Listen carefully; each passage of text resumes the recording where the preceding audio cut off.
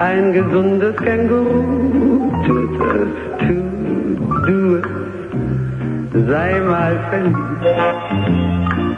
Denn Zink und Stahl auf dem Dach tun es, Bachforellen ohne Bach tun es. Ach, tu es, sei mal verliebt. What? And who is that? Well, first of all, most people lose bets on the gender of the singer. She, and it is a she, is Hildegard Neff. She was one of the favorite singers of her favorite composer, Cole Porter, though I admit we don't usually associate him with a Rhine maiden. Once he was out of Yale, where he wrote, surprisingly, the Yale football song, he seems to have spent a good deal of his youth thinking up party songs on the beaches of the Riviera or beside a pool in Palm Beach, and even one song composed in and about his cozy little corner at the Ritz.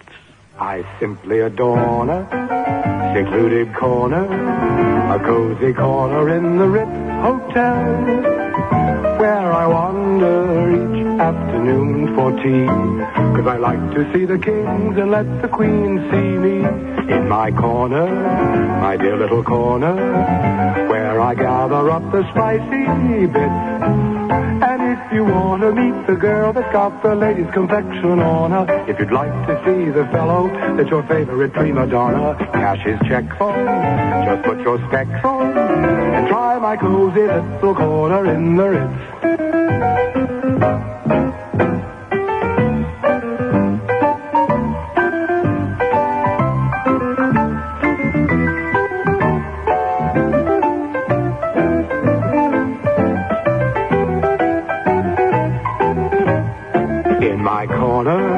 My dear little corner, where I gather up the spicy bits. And if you want to meet the girl that's got the latest complexion on her, if you'd like to see the fellow that's your favorite prima donna, cash his checks on, just put your specs on, and try my cozy little corner in the Ritz. And try my cozy little corner in the Ritz. That was written in 1919, when nobody but Lady Mendel and a select group of what would now be known as the International Set had ever heard of Cole Porter, of this pampered son of a rich lady from Peru. Peru, Indiana, that is. In fact, to the theater people who drifted in and out of his elegant and fatigued social set, it must have seemed that Cole Porter was a perfect, sad example of the talented amateur spoiled from birth, forever becoming a professional because he had too much leisure and too much money. It was not that he was lazy. He was in college when he wrote his first show, and in the next 17 years he wrote 13 more. But they grew out of the applause of a midnight circle of socialites in a penthouse suite. Not the most critical audience for a budding composer, and I doubt that you've heard of any of them. You can say that he was a minor popular songwriter until his 38th year, which is awfully late to break into the big time. In fact, that's just about the age at which George Gershwin died. There was one tune, however, that caught on in 1928, yes, Let's Do It. But it was the next year that a big, beautiful show came along, Wake Up and Dream. It opened, by the way, in Manchester. And the audience went out humming, What is this thing called love? And they knew who wrote it. And there was another tune in that show, which happens to be my favorite Cole Porter melody of them all. Somehow it seems to have been forgotten down the years. Here it is. It's sung by Lee Wiley. It's called Looking at You, and the supporting piano is by the then very young Joe Bushkin.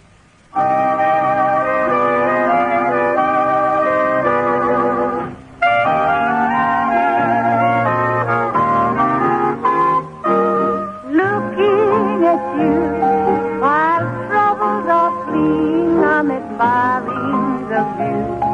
'Cause it's you I'm seeing, the sweet honeydew of well-being settled upon me. What is this light that shines when you enter like a star in the night? And what's to prevent her from destroying my sight if you center all of it on me? Looking at you, I'm filled with the essence of the quintessence of joy. Looking at you, I hear poets telling of lovely Helen of Troy. Life seems so great, I wanted to end it till that wonderful day you started to mend it. And if you only stay, then I'll spend it looking at you.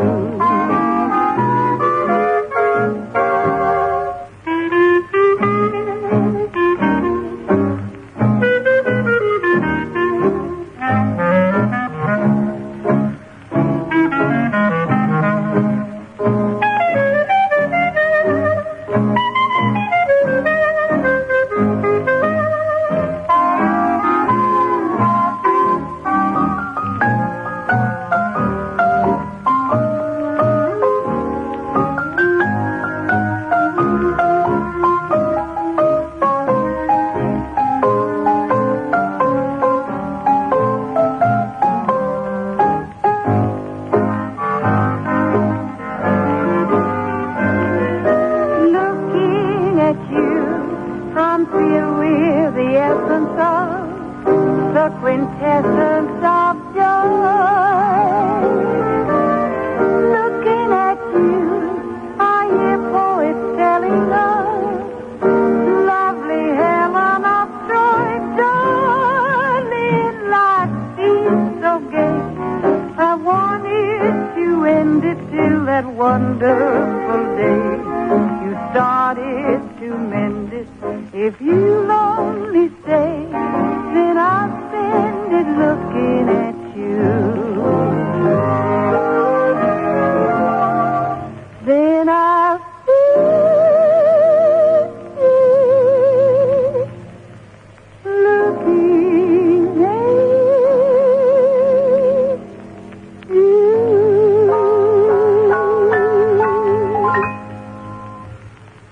It would be an exaggeration to say that he never looked back. He had his dim shows like everybody else, but from now on, he was admitted to the company of Rodgers and Gershwin. And he became a figure to snipe at in envy because, like Irving Berlin alone, he wrote all his own lyrics. And so he also was admitted to the company of Ira Gershwin and Larry Hart.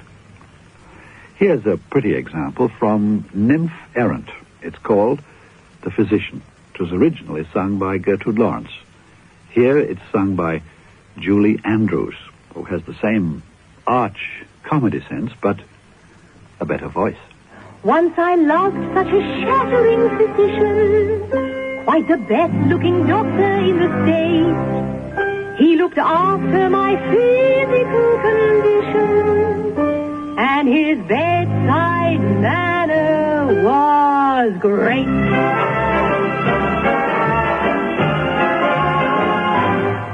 He said my bronchial tubes were entrancing, my epiglottis filled him with glee. He simply loved my larynx and went wild our herrings, but he never said he loved me. He said my epidermis was jarring and found my blood as blue as could be. He went through wild ecstatics when I showed him my lymphatics, but he never said he loved me. And though no doubt it was not very smart, my soul to figure out why he loved every part of me. And yet not me as a whole. With my esophagus he was ravished, enthusiastic to a degree. He said 'twas just enormous, my appendix vermiformis, but he never said he loved me. In 1934, Porter singled out for glory a Brooklyn girl with a voice like a fire alarm. She'd been plucked out of the chorus, and she'd been in a couple of Broadway shows. Her name was Ethel Merman. At first sight and sound, you'd think she would have been anathema to Porter. He was delicate and wry and elegant, and she was buxom and tough, and about as subtle as a pneumatic drill. But whether or not it was the attraction of opposites, it was a violent attraction that lasted all his life. He liked, he used to say, her lack of middle-class modesty, her freewheeling directness, and her off-stage longshoreman's vocabulary. Merman the Great, he called her. And here she is, in the first of the triumphant shows he came to write with her in mind. From Anything Goes, Blow, Gabriel, Blow. Do you hear that playing? Yes, we hear that playing. Do you know who's playing? No, who is that playing? Why, it's Gabriel, Gabriel playing, Gabriel, Gabriel saying, will you be ready to go when I blow my horn? Blow, Gabriel, blow. Go on and blow, Gabriel, blow.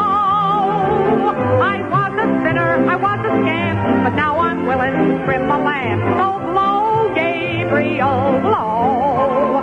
I was low, Gabriel, low. Mighty low, Gabriel, low. But now since I have seen the light, I'm good by day and I'm good by night. So blow, Gabriel, blow. Once I was headed for hell. Once I was headed for hell. But when I got to Satan's door, I heard you blowing on your horn once more. So I said, Satan, farewell. And now I'm all ready to fly. Yes, to fly higher and higher and higher. 'Cause I've gone through the brimstone and I've gone through the fire. And I've purged my soul and my heart too. So climb up the mountaintop and start to blow, Gabriel, blow. Go on and blow, Gabriel, blow.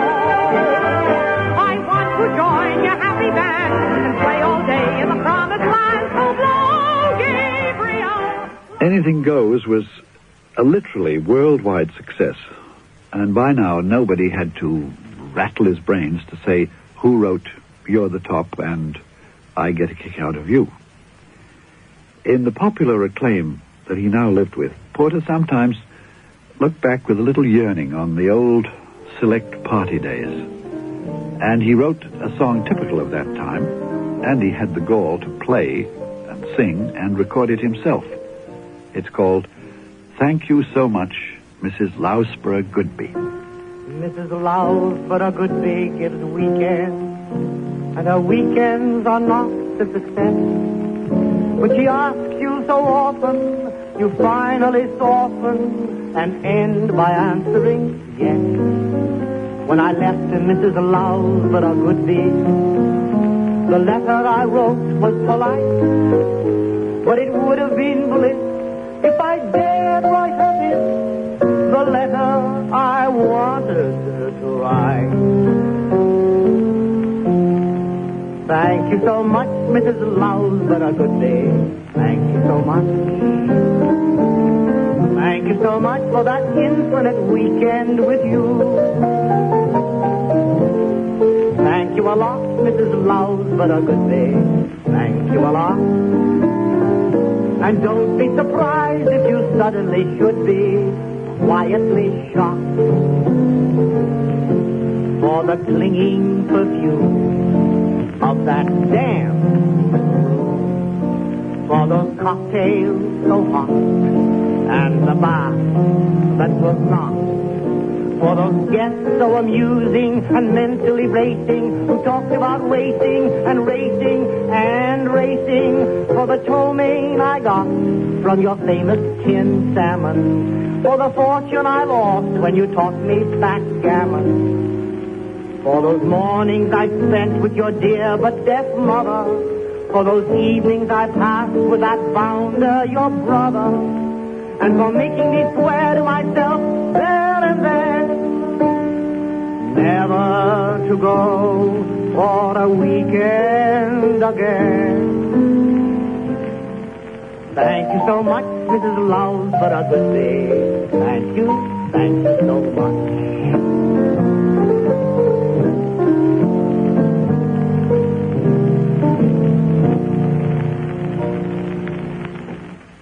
2 years after Anything Goes, Porter again put in a call for the fire brigade, and once more Ethel Merman came blasting in with the hit song from Red Hot and Blue, It's DeLovely.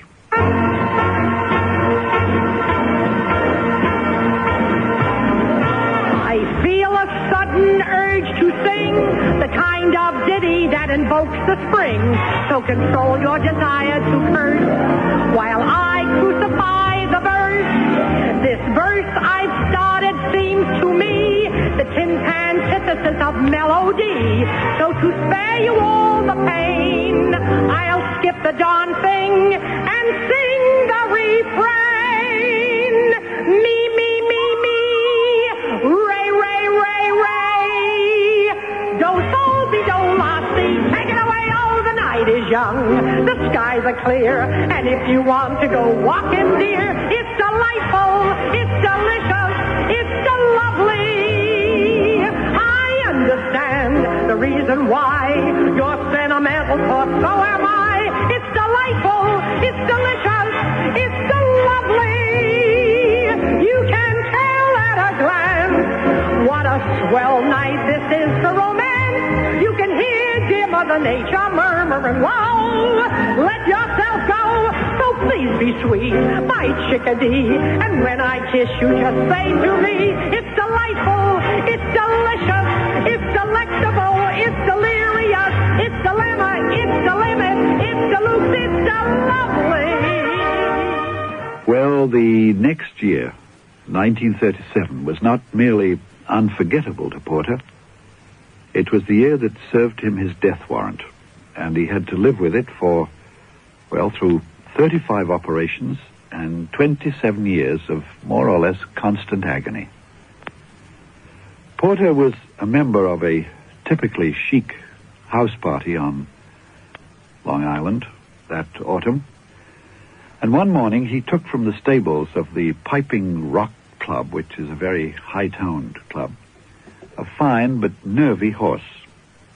Porter was not he was not even a practiced rider, but he cantered off, and within minutes the horse shied at a bush and fell on him, and he was still tangled in the stirrups. The horse, plunging to get up, fell again and crushed also the other leg. And so, like many a soldier who's been wounded, even mortally wounded, he was so badly crushed that he barely knew it. He lay there waiting for help, and he took out a pencil and his usual pad, and he started on the lyrics of this song. Only when he got to the hospital did he go into shock and unconsciousness. He was 46, and it looked as if this song, At Long Last Love, might be the end. Is it an earthquake or simply a shock? Is it the good turtle soup or merely the mock? Is it a cocktail, this feeling of joy? Or is what I feel the real McCoy? Is it for all time or simply a lark? Is it Granada I see, or only Asbury Park. Is it a fancy not worth thinking of? Or is it at long last lost? Cole Porter may have been adored by his mother, as Franklin Roosevelt was, but neither of them was petted. And if there's one thing they inherited from these formidable matriarchs, it was the habit of putting a brave face on affliction. For a time, Porter's work may have deteriorated in verve and gaiety, as well it might, but it never flagged. He wrote hundreds of songs, most of which were never heard in a theater. And he began, now approaching his 50s, to spread the range of his talent. He'd always had for instance, a sneaking fondness for bawdy old vaudeville songs. Brush Up Your Shakespeare from Kiss Me Kate is the best known, I guess. And here's one that came from another successful Merman show. Dewberry Was a Lady. It Ain't Etiquette. Mrs. Emily Post, who they tell me is most reliable. For a hell of a sum wrote a book that's become my Bible. And if only you look at that etiquette book of dear Emily's, you can cohabitate with America's great families. Now, for instance, Schnooks, when you're calling at somebody's country place and you're offered a cigarette, don't empty the box and refill your case. It ain't etiquette. If your host for the weekend should introduce his great-grandmother dressed in jet, when you're leaving, don't give her a parting goose. It ain't etiquette. If you thought you were gypped at the fair this year and that Moses is just all wet, don't suggest what he do with a unisphere. It ain't smart, it ain't chic, it ain't etiquette. On arriving at one of those White House balls, while you're touching up your toilet, don't write smutty jokes on the bathroom walls. It ain't etiquette. And so on and so on. Although he wrote and staged a succession of shows, Panama, Hattie, You'll Never Get Rich, Something for the Boys, only one of them, Leave It to Me, had an inimitable winner in My Heart Belongs to Daddy, which incidentally was the song that launched Mary Martin into immortality. In 1941, he produced Let's Face It. It contains a song very little known that's here sung by the black nightclub singer and pianist who probably knows more Porter songs than anybody alive. Bobby Short with I Hate You, Darling.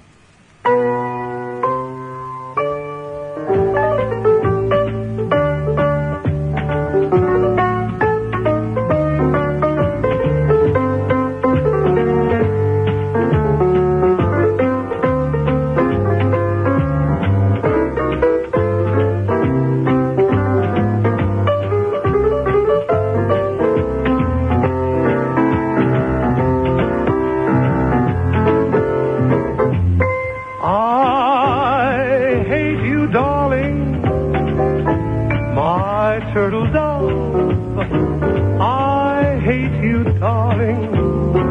All else above, I hate you, darling, because I love you so.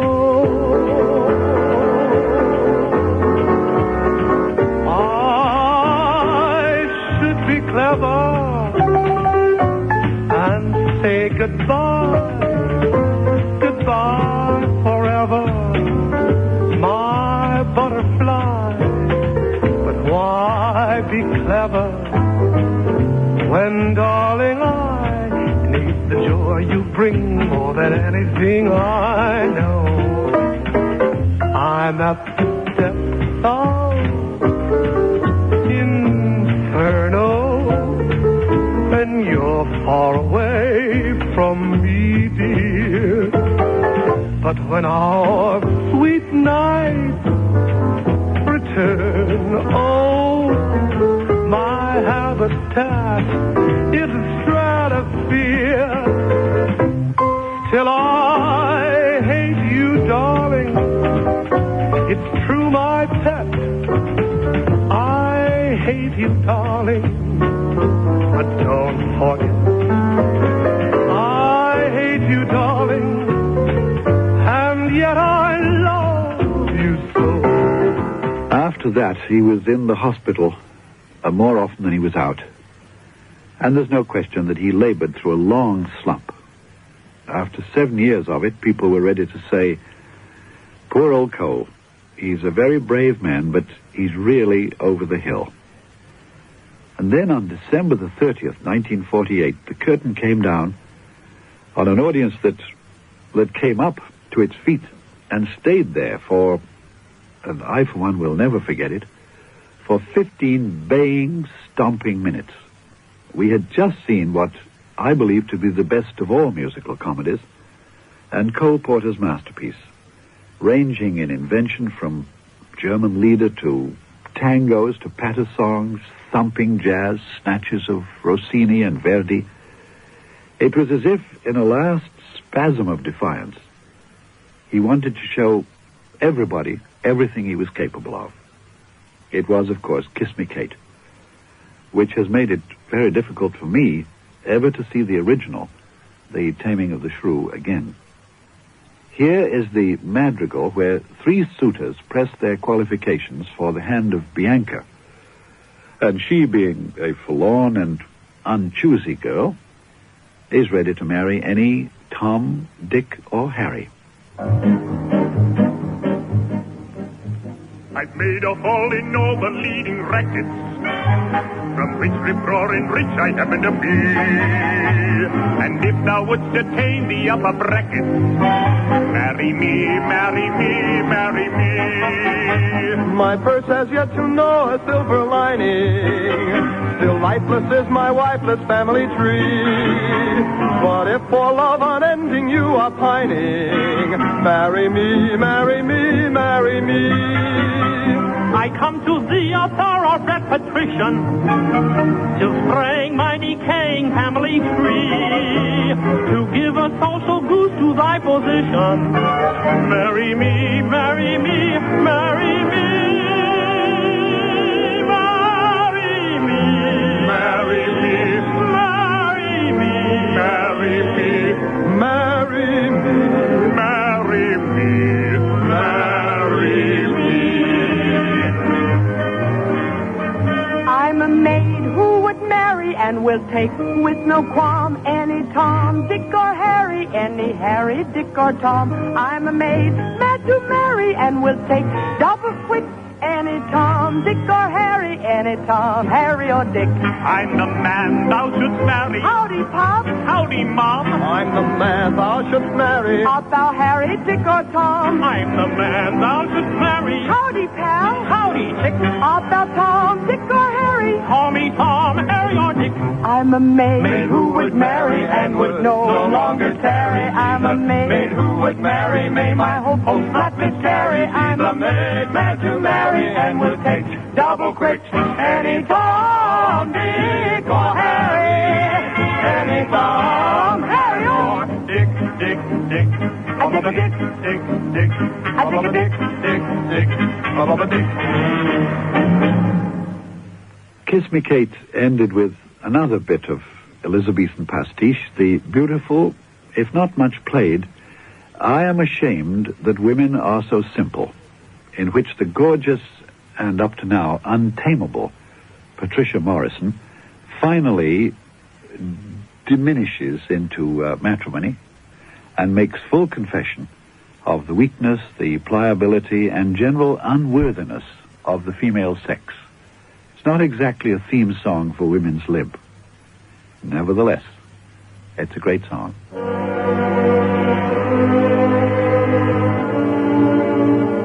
I am ashamed that women are so simple to offer war where they should kneel for peace, or seek for rules, supremacy, and sway, when they are born to serve, love, and obey.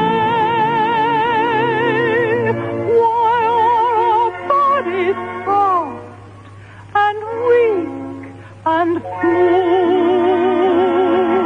unapt to toil and trouble in the world, but that our thoughts, conditions, and our hearts should well agree with our external parts? So wait, hold your temper, and meekly put your hand neath the collar of your husband's foot, in token of which duty, if he please, my hand is ready.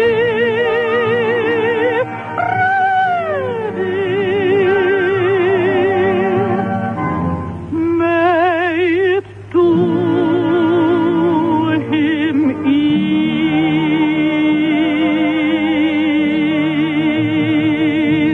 Why, there's a wench.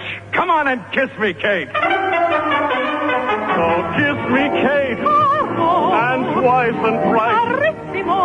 Shall we start living in paradise? Bellissimo. Oh, kiss me, Kate, darling angel mine. For now thou shalt ever be. Now I shall ever be. Now thou shalt ever be. Now I shall ever be. Mine, Mine, darling mine, and I.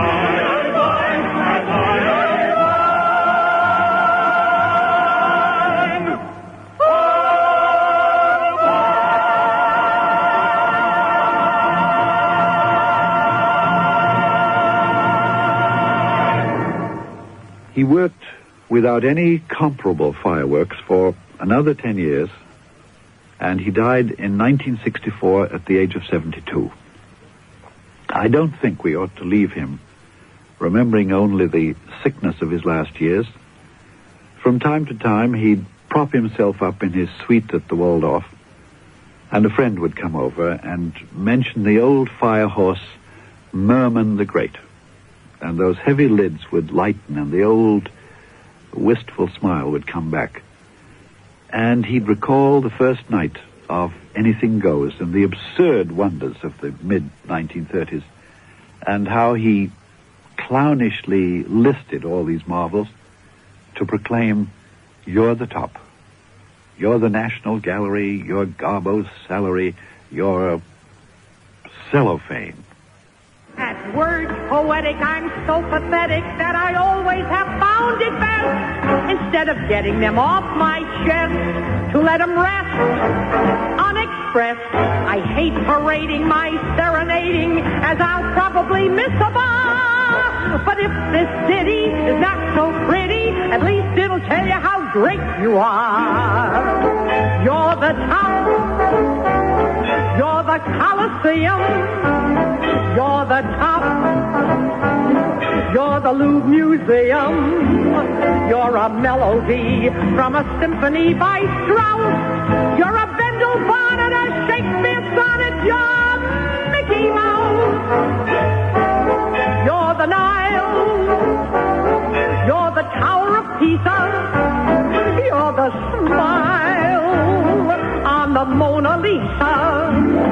I'm a worthless check, a total wreck, a flop. But baby, I'm the bottom, you're the top.